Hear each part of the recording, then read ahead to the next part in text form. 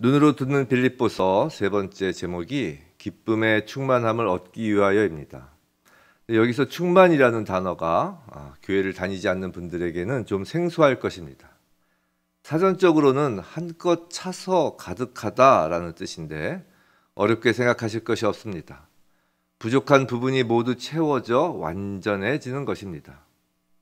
그런데 무엇인가를 채울 때 그 전제로서 중요한 것은 어디에 채울 것인가에 따라 채워질 내용이 달라진다는 것입니다. 우리는 이제 기쁨을 가득 채우려고 합니다. 자, 기쁨의 사전적 의미는 욕구가 충족되었을 때의 흐뭇하고 흡족한 마음이나 느낌입니다. 그런데 기쁨의 주체가 누구냐에 따라 그 충족되어야 할 욕구의 내용이 달라집니다. 예를 들면 아직 돈 개념이 없는 2~3살의 어린아이에게 100만 원짜리 수표를 준다면 그 아이 부모는 기뻐하겠지만 그 어린아이에게는 직접적인 기쁨이 되지 않습니다. 아이의 기쁨을 채워주는 것은 과자이지 돈다발이 아닌 것입니다. 결국 기쁨의 충만함을 위해서 가장 먼저 생각해야 할 것은 기쁨의 주체인 나의 정체성입니다. 그 정체성에 맞는 기쁨의 내용들이 달라질 것이기 때문입니다. 그리고 기쁨의 시작은 자신의 그 정체성에 대한 만족에서 시작합니다.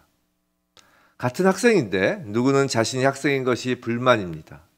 그런데 또 누구는 집이 가난하여 늘 학교를 가는 학생이 부러웠다가 어렵게 학교에 가게 되어 학생이 자신이 너무 만족스럽습니다. 학생인 것이 불만인 사람은 학생으로서 하여야 할 공부가 하기 싫은 것은 당연합니다. 학생인 것에 만족하고 감사한 사람은 공부하는 것이 너무 기쁠 것입니다. 학생 신분이 불만인 사람에게는 학생으로서 당연히 해야 할 공부가 아닌 다른 것에서 기쁨을 찾으려고 할 것입니다. 기쁨의 내용이 달라집니다. 그런데 그런 기쁨은 곧 사그러집니다. 왜냐하면 충만하지 않기 때문입니다. 불완전한 것입니다.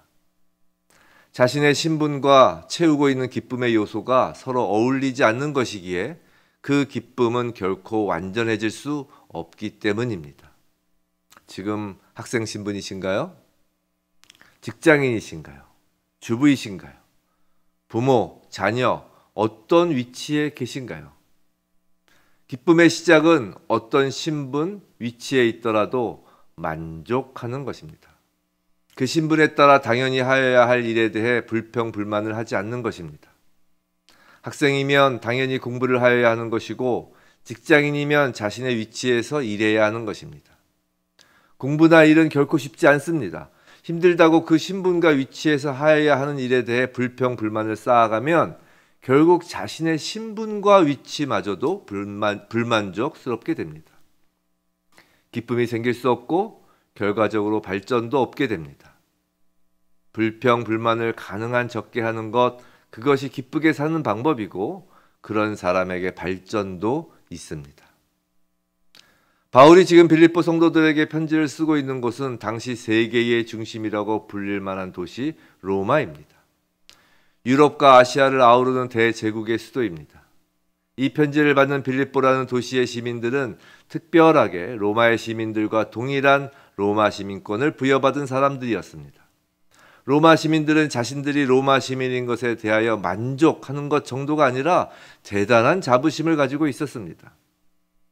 그래서 로마 시민으로서 갖는 각종 특권뿐만 아니라 의무들도 그들에게는 모두가 기쁨의 요소였습니다. 바울도 혈통적으로는 유대인이었지만 로마 시민권을 갖고 있었습니다. 그러나 바울은 로마 시민이라는 자신의 신분에 더 이상 만족을 느끼지 못합니다. 왜냐하면 그보다 더 귀한 신분을 부여받았기 때문입니다. 인간인 로마 황제와는 비교도 할 수 없는 천지 만물을 만드시고 통치하시는 하나님으로부터 하나님 나라의 시민이라는 신분을 받았던 것입니다. 바울에게 이 두 신분은 우선순위의 문제가 아니었습니다. 이것이 저것보다 더 좋고 이것도 있고 저것도 있으니 더욱 좋은 그런 것이 아닙니다. 하나님 나라 시민권은 바울에게 그 정도의 만족을 주는 가치가 아닙니다. 하나님 나라 시민권을 받는 순간부터 바울에게 로마 시민권은 있으나 없으나 다를 것이 없는 것이 되었습니다. 바울에게 기쁨을 주는 요소로서 무의미해진 것입니다. 그런데 이건 비단 바울에게만 해당되는 것이 아닙니다. 예수님을 만난 사람들에게 공통적으로 일어나는 신분의 변화이며 그 신분 변화에 따른 기쁨을 충만케 하는 요소의 변화인 것입니다. 로마 시민으로서 기쁨을 가져다 주던 물질적인 혜택, 정치적 특권, 명예, 육체적 안전 그런 등의 요소는 더 이상 바울의 기쁨과는 무관해진 것입니다. 땅속에 감춰진 보배를 발견한 사람처럼 과거에 기쁨을 가져다 주던 것을 모두 버리고 진정한 기쁨의 보배를 품었기 때문입니다. 그 보배가 바로 예수님이며 우리를 향한 예수님 구원의 은혜입니다. 예수님에게 이전의 기쁨의 요소를 더한다고 기쁨이 더 커지지 않습니다. 오히려 감소할 수 있습니다. 마치 어떤 유명 화가의 완성된 명작에 다른 사람이 와서 점 하나를 찍으면 오히려 그 명작을 망치는 것과 같습니다.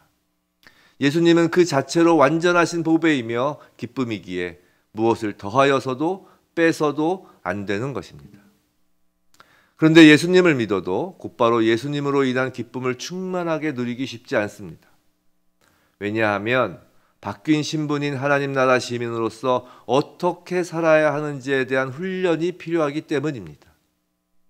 학생도 학생으로서 지켜야 할 학교 규칙 등을 따라야 하고 한 국가의 국민도 어릴 때부터 그 나라 국민 신분에 걸맞은 자세를 배우는 것과 같습니다. 훈련, 학습은 언제나 짧지 않은 기간을 필요로 하고 결코 쉽지만은 않습니다. 그러나 이런 훈련, 학습은 충만한 기쁨을 위해선 반드시 이수해야 합니다. 혼자서 훈련받으면 힘이 듭니다. 그래서 여러 명이 함께 받습니다. 같은 신분을 받은 사람들이 같은 목적으로 훈련을 받습니다. 서로 한 마음으로 서로를 북돋우며 서로 의지하며 훈련을 받습니다. 군대에 들어가 신병 훈련을 받는 것과 비슷합니다. 같이 훈련을 받는 동료들과 마음이 맞으면 맞을수록 서로를 아끼고 사랑하는 마음이 커지면 커질수록 힘든 훈련 과정도 기쁨으로 보낼 수 있습니다. 훈련도 충만한 기쁨의 부분이 될 수 있는 것입니다. 함께 뒹굴면서 혼자서는 누릴 수 없는 서로 함께하며 나누는 기쁨이 있습니다. 혼자가 아니라 여럿이기에 기쁨은 더욱 커집니다. 그런데 훈련, 학습에는 반드시 훈련 교환 학습 교재가 있습니다. 하나님 나라 시민답게 만들어가는 훈련에도 그것이 있습니다. 그건 다름 아닌 예수님이 무엇을 어떻게 하셨는지, 즉 예수님의 모습입니다. 그래서 더욱 기쁨이 충만해집니다. 무엇과도 비교할 수 없는 값진 보배요, 기쁨인 예수님을 매일 보면서 훈련을 받으니까 기쁨이 더욱 넘치는 것입니다. 바울은 훈련 교환으로서 가장 대표적인 것으로 남을 나보다 나은 사람으로 여기고 돌보는 것을 손꼽습니다. 왜냐하면 예수님이 가장 높은 곳에서 가장 낮은 곳으로 종의 형체로 오셔서 섬기셨기 때문입니다. 나보다 나은 사람으로 여기는 것이 돌보는 것보다 먼저 나옵니다. 더 본질적이고 사실 더 어렵습니다. 누군가를 그냥 돕는 것은 세상 시민들도 많이 합니다. 그러나 마음속에 남을 나보다 위에 두고 그 사람을 돕는 것은 하나님 나라 시민의 요소입니다. 왜냐하면 지위가 높은 사람이 자신보다 낮은 사람을 돕는다는 생각은 세상 시민들도 같습니다. 그러나 나보다 더 높게 여기고 나은 사람이라고 여기면서 그 사람을 돕는다는 것은 그 소속이 하늘에 있는 사람만이 할 수 있는 생각입니다. 세상적으로는 나보다 가난하고 배움이 적으며 내세울 만한 것이 없는 사람이라 할지라도 그 사람이 나보다 아래에 있어서 돕는 것이 아니라 하나님 나라 시민은 그 사람을 나보다 나은 사람으로 여기며 돕는 것입니다. 예수님이 그러셨기 때문입니다. 하나님 나라 시민의 신분을 가진 자는 이제 더 이상 로마 시민, 세상 시민이었을 때 나를 기쁘게 하였던 것으로는 기쁘지 않습니다. 예수님 때문에 기쁘고 하나님 나라 시민들과 함께 예수님을 본받아 내가 아닌 다른 사람을 높이며 돌보기에 기쁩니다. 이 기쁨은 어느 누구도 빼앗을 수 없습니다. 매일매일 어떻게 하면 세상 시민으로 기쁠 수 있을 것인지 생각하던 것을 이제 멈추고 어떻게 하면 보다 더 하나님 나라 시민으로서 기쁠 수 있을지를 생각하고 행할 때 기쁨이 늘 충만한 것입니다.